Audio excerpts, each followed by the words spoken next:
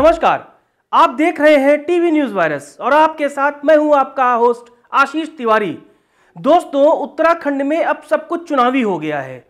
चाहे वो सरकार की घोषणाएं हो, कार्यक्रम हो, शिलान्यास हो या शुभारंभ हो, विपक्ष की जितनी भी बैठकें हैं, रैलियां हैं या पहाड़ पर उनका जो इस वक्त कार्यक्रम चल रहा है, सब कुछ चुनावी है। तीसरा मोर्चा जो है, फिर वो चाहे यूकेडी हो या आम आदमी पार्टी हो, पूरी तरह से उत्तराखंड यानी पहाड़ का मौसम चुनावी हो गया है।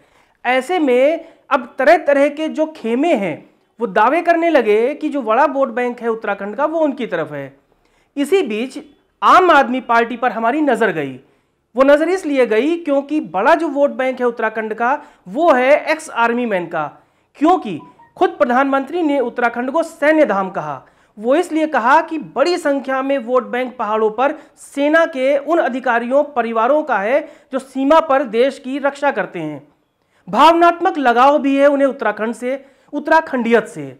ऐसे में जब आम आदमी पार्टी ने दो खांटी राजनीतिज्ञों यानी एक तरफ भाजपा के त्रिवेंद्र, तीरथ, पुष्कर, ये तीन चेहरों के मुकाबले जब कांग्रेस ने हरीश रावत, गणेश गोदियाल, प्रीतम सिंह को उतारा, तो फिर आम आदमी पार्टी ने विशुद्ध रूप से सेना के रिटायर्ड एक ऐसे कर्नल को मैदान में अपना चेहरा बना दिया, जिससे थोड़ा लड़ाई दिलचस्प हो गई।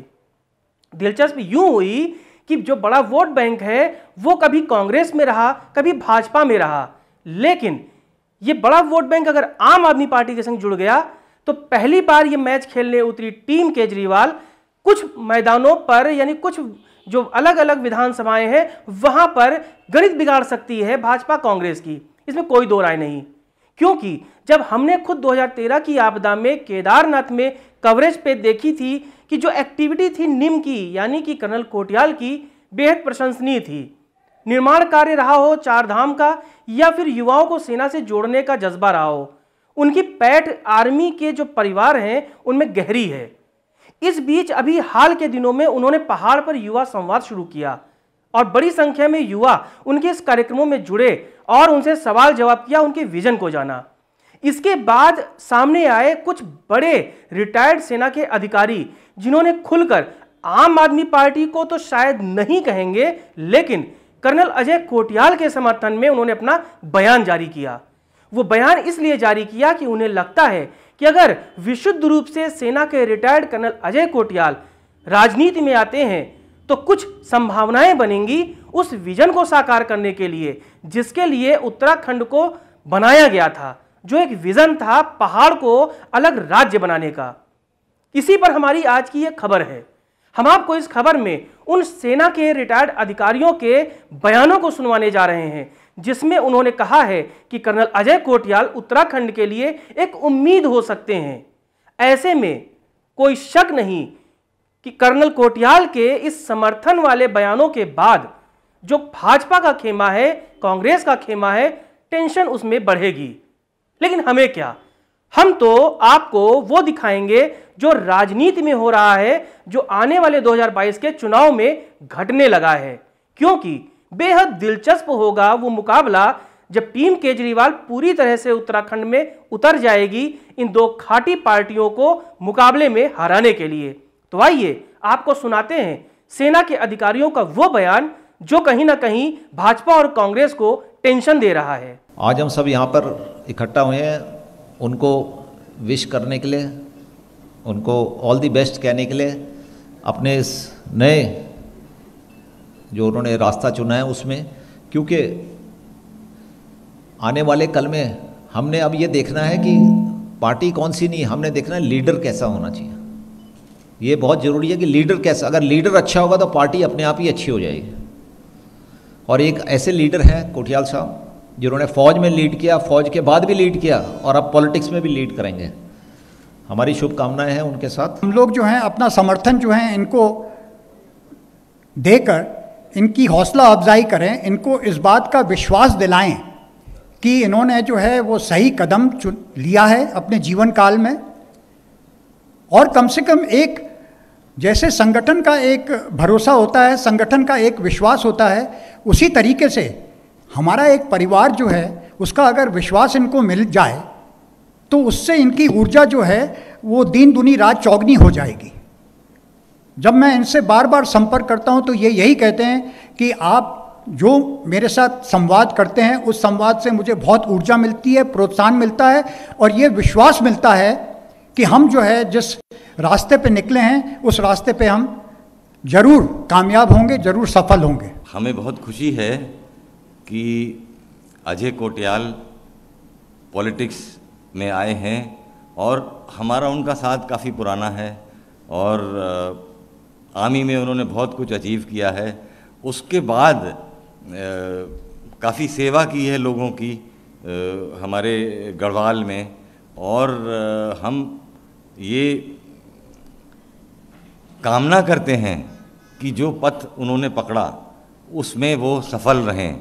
आज यहाँ एकत्र होने का यही उद्देश्य है कि वो उनको प्रोत्साहन दें और वो अपने आने वाले इलेक्शन में अच्छा करें और विजयी हों।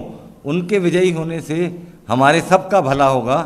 हम उनको जानते हैं वो किस तरीके से काम करते हैं और कितना जोश के साथ काम करते हैं। अपने विचार से अगर मैं करने की कोशिश करूँगा तो मेरे को ना बहुत सारे डिसीजन जो है वो ऊपर से जो आते हैं उन्हीं को लेके चलना पड़ेगा। आम आदमी पार्टी ने मेरे को अप्रोच करा, मेरे को आम आदमी पार्टी अच्छी लगी क्योंकि जैसे ब्रिगेडियर पटवाल सर कह रहे थे उन्होंने वो मुद्दे साबित करके दिखाए हैं जो कि आज उत्तराखंड में भी एसेंशियल रिक्वायरमेंट जिनको बोलते हैं माना जाता है। मैं अपने ही जज्बे से, अपनी इच्छा से कुछ काम करने की कोशिश कर रहा हूँ और उसमें मेरे को पक्का आज और भरोसा बढ़ रहा है जब आप सब आए। जिस तरीके से मैं आपसे ना आंख मिला करके देख करके बात कर पा रहा हूँ और मेरे को जो दिख रहा है कि आप लोग सब आगे भी मेरे को इसी तरीके से सपोर्ट हौसला देते रहेंगे। उत्तराखंड जरूर जो मैंने सपने बनाए देख करने के उससे ज़्यादा स्पीड में ठीक करने की मेरी क्षमता। तो सुना आपने, ये वो सेना के रिटायर्ड अधिकारी हैं जो खुलकर अब कर्नल अजय कोटियाल के समर्थन में आ गए हैं। इसकी वजह से अब कहा जा रहा है कि जो बड़ा वोट बैंक पहाड़ का है कहीं ना कहीं दो परंपरागत पार्टियों से खिसक कर कहीं ना कहीं वो झाड़ू के साथ जाएगा।